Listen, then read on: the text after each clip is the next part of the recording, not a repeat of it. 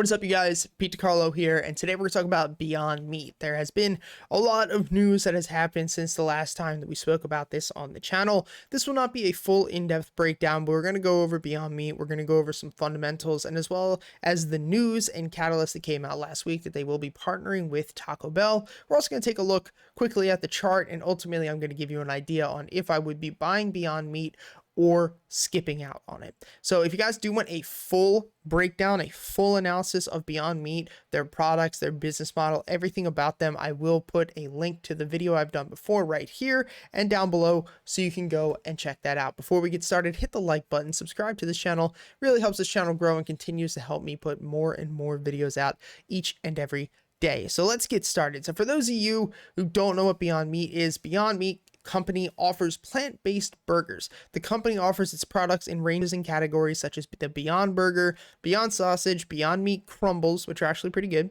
and Beyond Chicken Strips. The company sells a range of plant-based products across the three main meat platforms such as beef, pork, and poultry. It provides Beyond Mushroom Bacon Cheeseburgers, Chef Spike's Original Brats, roasted garlic Italian sausage, yada yada. That's not really that important. Essentially, they are a meat substitute, and now they have everything from pork to poultry to burgers. In general, when they started, they were just a burger company that basically was replacing having a burger, and they're honestly pretty good.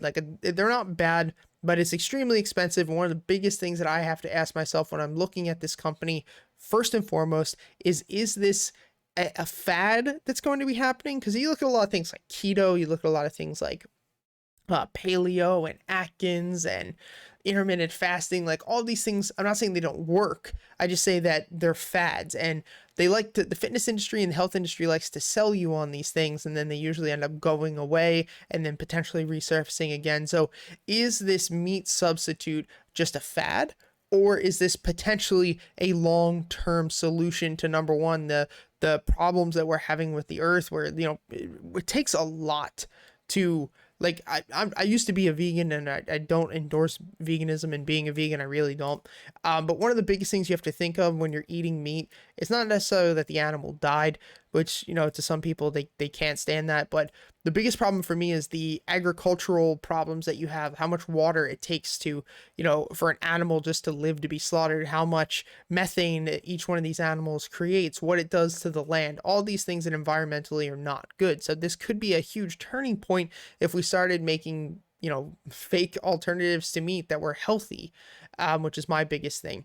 But I talk a lot about that in the main deep dive, but let's just kind of get to the news and then where I see BYND going in the next couple of weeks and years. So Taco Bell is partnering with Beyond Meat to create a plant-based protein.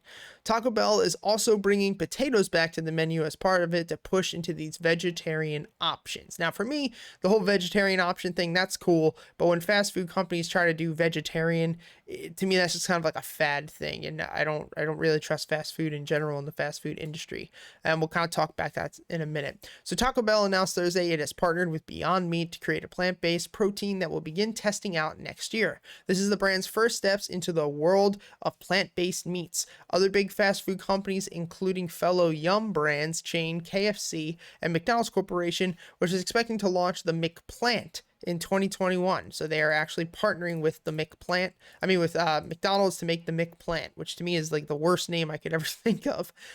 So Beyond Meat and McDonald's have not confirmed their work on the McPlant, which analysts find extremely strange. So if you guys remember, if you look at Beyond Meat, last earnings, the stock dumped, and it's really odd because you would think that would be really good news that they're going to be working with McDonald's from a business standpoint. That's really great. But there was really vague the way that they talked about it on the earnings call, and we still have not heard anything since then, which is kind of weird. So we had that initial sell-off.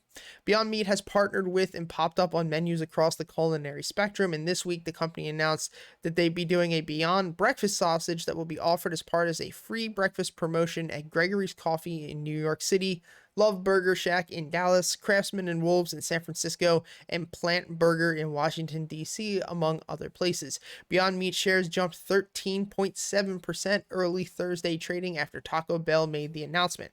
Taco Bell is also expanding its existing vegetarian options by bringing back potatoes. Cheesy Fiesta potatoes and spicy potato soft tacos will be available March 11th.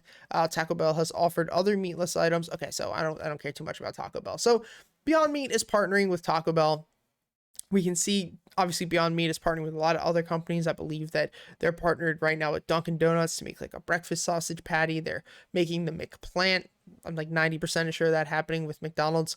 And overall, I think that at $115 before we had this massive rip, Beyond Meat was at a good price. Number one, from a technical standpoint, this is a very strong support. We are bouncing around here. I know my good friend actually got some leaps on Beyond Meat not too long ago and is probably making a ton of money right now with them. The thing for me, like I said before, is this a fad? And really, how can they grow the business in a way that keeps the integrity of what the company does, but also makes it a great investment? I talked a little bit about this company in a video I made a couple days ago, saying for the company to scale, they probably have to cut corners, because it's really weird. When I think of like healthy and when I think of meat substitutes and I think of like saving the planet, which is kind of the mission that BYND is on, I don't think of Taco Bell. I don't think of McDonald's. I don't think of KFC. I don't think of Dunkin' Donuts. However, from a business standpoint, I think Dunkin' Donuts, KFC, Beyond Meat, all these things, this is amazing. This is great. So I think it's going to be tough. I think that Beyond Meat is not a safe investment by any standpoint. However, I think that it could be a huge potential return. And so I think that if you're buying Beyond Meat here at like $140, you're really not getting a deal. I think that you're buying something that is fairly valued. I would have been buying heavy if it hit like $90 or $80, but at 115 to where we are right now, I think it's a fairly valued company. To be quite honest, if it pulls back a bit, which I don't think it will, I think we're just going to continue to push up to like the 160s. But if it does pull back, I might actually start a leap position. So if you guys don't know what leap positions are, it is a long anticipated appreciation. I actually forget. What does leap stand for, guys? I've been doing this for 7 years. I don't remember. Options leap stand for. It's long-term equity anticipation security. So essentially you're buying a deep in the money call. I like to do this when I don't have a lot of cash laying around. So I might end up doing this. What I want to do is start a longer term portfolio once again and show you guys how I would manage and run that. Selling a property of mine and should close within the next month. So I'm probably going to use some of that cash towards starting a long-term account again. Maybe I'll start just like 10 grand or 20 grand, 30 grand or something in there. Let me know though, guys. Are you going to be buying BYND? What do you think about this news that they're going to be working with companies such as Taco Bell, Dunkin' Donuts, McDonald's? How do you feel about that? Let me know, guys. I'd love to hear from you. Hit the like button, subscribe to this channel. If you want to be a part of my private stock market community, get access to all my trades live stream with me like this every single morning from the first hour of market open, and get access to 60 hours of courses and lectures. Make sure you hit the link down below and use the code Academy90 at checkout to start for $10 your first month. Thank you guys for all the support. Subscribe, and I'll see you next time. Peace.